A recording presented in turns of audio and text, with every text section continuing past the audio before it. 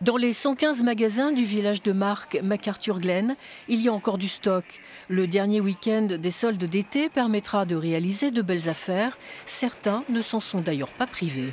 J'ai été dans une boutique qui est réputée pour être assez chère et donc c'est vrai que c'est toujours profitable d'avoir des soldes importantes sur des prix importants. Bon, on est plus tenté parce que les prix sont plus attractifs et on voit plus de marques, donc on profite. Oui.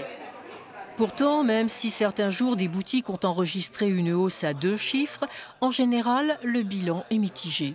Un petit peu plus difficile que prévu, lié surtout à la météo qui nous a impacté sur certains jours fortement et aussi clairement la Coupe du Monde, qui sur certains jours comme le premier samedi de solde ou un des dimanches d'ouverture, clairement avec la finale, ça a impacté à partir de 13 h, tout le monde était parti voir le match.